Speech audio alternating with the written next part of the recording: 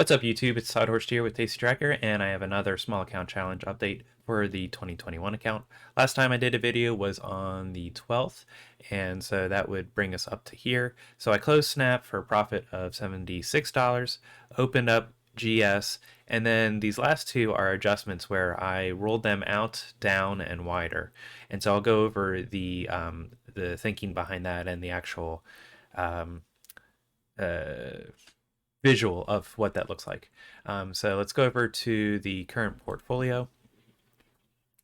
So the soonest expiration here we have is in 22 days with CAT, eBay, and GS. Those positions are still looking pretty good. The Amgn and Twitter were looking worse, so I rolled those out. And when I roll those out and down, I'm looking to do that for a credit because I'm widening the spread, which means I should be getting more credit because it's going to require collateral. So you can think of it as going from a 5 wide to a 10 wide, which is what it's doing, and using a lot of that extra premium that we're using to go ahead and get better strikes. So we're increasing the odds of our success because we have better strikes, and then also because we collected additional premium. Now I was able to do that for one of these, but not for the other one. So let's go into this one.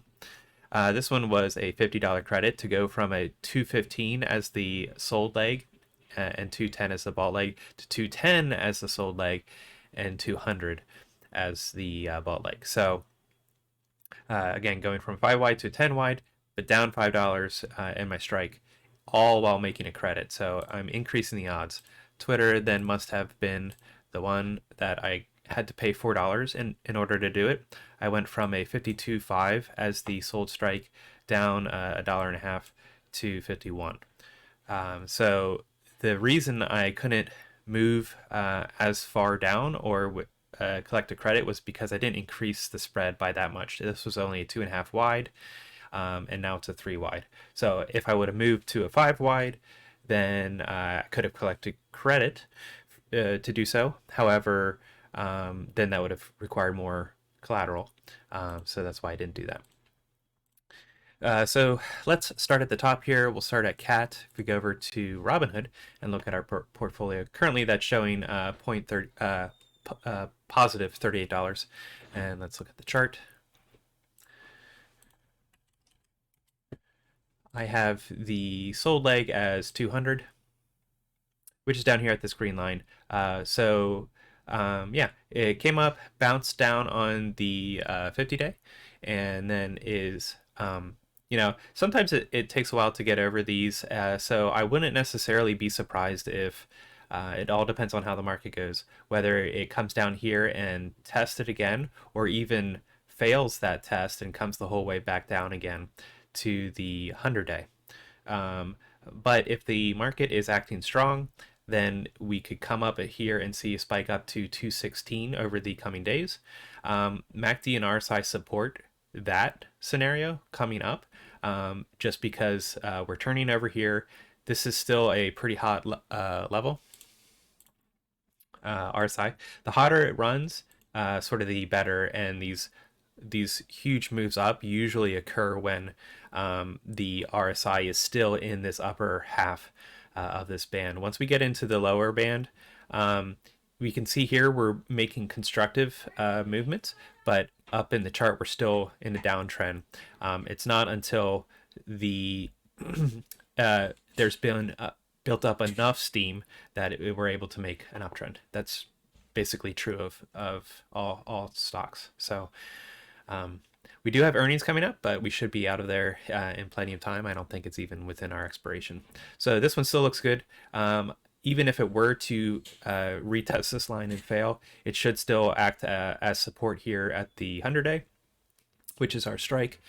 So that would be one that I would actually be inclined to hold deeper into profitability. So right now 50% is 0.75. If you want to aim for something like 0.6 or 0.5 to close that out, that might be an easy win to squeeze a couple extra bucks out of that one. It all depends on how much free capital you have, because remember, if we have to roll either one of these or these out further because we need more time, and we roll wider, then we're going to need additional collateral, free buying power to have that position on, which will require more collateral. Okay, so you do want to be cognitive of how much buying power you have. Sorry, my wife's sick and she's kind of getting me sick. Okay, so eBay, we sold the 72.5. So let's go look at that one. Okay, so yeah, you can see this green line here I have where my sold leg is.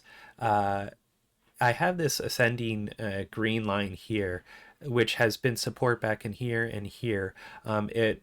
I think I posted this on Twitter. It had a nice bounce off of that, which, this is kind of hit or miss whether it's going to behave by those lines. And in this case, it did, so that's nice.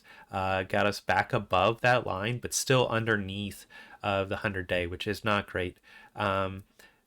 The right up until this point, I was pretty excited because it was very constructive, rolling over back into the green. But at this point, we've had a bearish cross of these two lines here below the 0 mark. If you can see that here, here's 0. So these lines are crossing over. It depends. If it's a short stay in here, that's fine.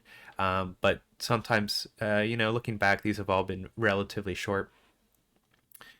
So that's comforting, but this can be a bad signal if it stays down and then just bounces down in here. That can be a prolonged bear trend if that were to happen.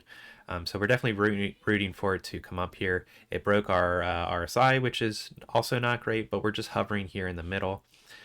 We do see these huge upticks in eBay, so I'm really obviously hoping for one of those here in the coming days. Let me get this down here.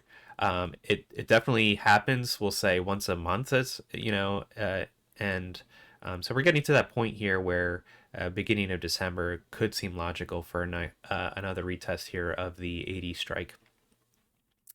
So it's well within the possibilities. Obviously, with dividend coming up, I would expect a dip that day. That's actually telling. If there's a huge dip that day in the preceding the days following, then that's something where I would want to roll out at that point because it's not being constructive. If on dividend day there's basically no movement or it recovers in a day or two, then that's perfectly fine and healthy. And would be okay keeping that the same expiration. But on this one, again, I think we have 22 days. Yeah, 22 days. So that puts us way out here. I should actually look at the expiration, 12/17. And then let's draw it on the chart right here. No, there. So we need to be above this green line by this yellow line. And when you look at it at that perspective, I think there's a fairly good chance that it happens. If we start seeing it roll over, let me put a line down here. If we start seeing it roll over back down into here, as soon as that happens, then I would roll out because it's not going to happen. So yeah, so this one is I'll say on watch and to be determined. Last one we have here is GS. GS is chart. I'm in this one and a couple other accounts. Is pretty constructive. We had a bounce off of this white line, very similar to the eBay there, where it came down here and supported. It's not so much respecting the SMAs at this point, excuse me, as this line. We can see kind of is popping right through these SMAs rather easily. It does still get a boost through and a plummet down as it's going through them, but it's not, we'll say, bouncing off of them and ranging that way. So, at this point, RSI is confirming this upward trend, which is fine. MACD is still turning over. If we could get some constructive action on Friday and early next week, we could bounce above here, and then I'm looking to come up to around 415. Which at that point, I might be looking for an exit, no matter where it is in relation to expiration or the value of the contract. It should be, we're at 405s here. Yeah, so it's this yellow line. So really, as soon as it pops up here, I probably will end up taking a smaller gain, something like 25%. If we go back to there, that would be around 180. Try to look for an exit on that one. So this one might be, what are we sitting at here? Negative $38. Um, it's not a terrible idea to just exit out of this one for a wash. I still like the position, but because I'm a bit unsure, you could try to exit out for 0 or a dollar or two gain, and just exit out of the position, and then GS aim for 180 as your closing strike. Okay. Moving on to AMGN, and I'm going to show the a better visual for what I'm doing here. But AMGN, I'm now in the 210s as my sold leg, which is right up here at this yellow line. It's just above these SMAs, which isn't great, but we have been, on a significant downtrend here for the past, almost 6 months now, or 4 months. And that's a pretty long time for AMGN. It ranges, it does have these long ranges, but, I'm a fan, if you haven't figured that out by now. It's generally fairly predictable in its ranging, and we're at the bottom end of this, so it, obviously only feels like a matter of time. 1223. Okay, so, I need to be above this yellow line by this yellow line. That is 100% possible. It might need rolled out again. That is another one where if you can get out for a break even, that's fine. Right now, that's about $3. Which, let's go see what it's trading for. You can't trust these numbers because the average credit is 510. Whereas if we look at the average credit, our average credit is actually 3. And that's because of the rolling process. No broker correctly identifies that they treat these two new strikes as a completely new position and completely discredit what you had done before. So when we rolled it, we sold that old position as a loss, but then collected a really nice premium on this new one, which was 510. And it's a 10 wide, so that makes sense that it was that much credit. Okay, I hope that made sense. If not, rewind and be sure to ask questions in the comments below. So anyway, so we could sell this for 3 if we wanted to just get out of the position for scratch. That's totally fine. I would be personally hoping that I can free up enough buying power with GS and what was the other one? First one, CAT, that I would have enough buying power to roll AMG out one more time for a credit to roll. I don't even know that I would need to roll down at all. So you could just roll out, hopefully for a credit. But either way, you still might need to roll wider to get that credit. Whether or not you roll down or not is whether or not you believe in this 210 strike, if it can still exceed that in the amount of time. If you don't roll it down at all, but you're just rolling it out and wider, then the credit you collect will be substantially better, because you're not changing your strike and paying more to do so. So AMGN, again, I think is well within the possibility to be back up here. Really just depends on how the market reacts. I was hoping that November, December would be a bit better than they have been so far.